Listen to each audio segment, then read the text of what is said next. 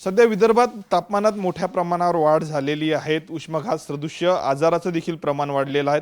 अमरावती जिल्हा सामान्य रुग्णालयात जर आपण पाहिलं तर जवळपास 60 ते 70 जे रुग्ण आहेत ते उष्माघात सदृश्य आजाराचे रोज आढळत आहे। आणि त्याच पार्श्वभूमीवर जर आपण पाहिलं तर अमरावती जिल्हा सामान्य रुग्णालयामध्ये उष्माघात कक्षाची निर्मिती करण्यात आलेली आहे। जवळपास 3 ते 4 वॉर्डमध्ये जे आहे ते अशा पद्धतीनं उष्माघात कक्ष या ठिकाणी तयार करण्यात आलेले आहेत। आपण दृश्यांमध्ये बघू शकतो वॉर्ड क्रमांक 6 मध्ये तयार केलेला हा उष्माघात कक्ष आहे। यामध्ये 3 बेड लावण्यात आलेले आहेत, कूलर आहेत, एक आगळा वेगळा अशा पद्धतीनं जे आहे तो उष्माघात कक्ष जो आहे तो निर्माण करण्यात आलेला आहे।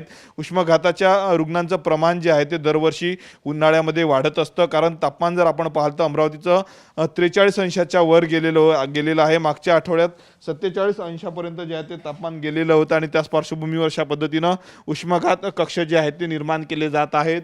आपण बघू शकतो या ठिकाणी त्यांच्यासाठी औषध या ठिकाणी ठेवण्यात आलेलं आहे।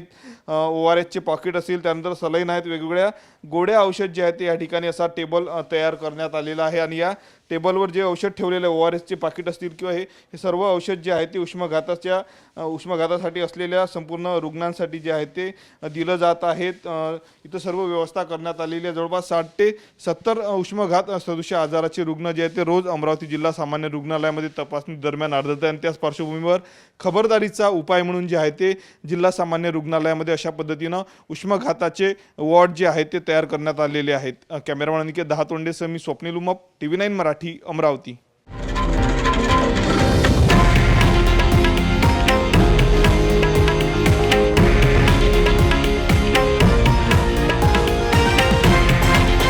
हे आहे देशातील नंबर 1 न्यूज नेटवर्क आणि आपण पाहत आहात TV9 मराठी, एकमेव।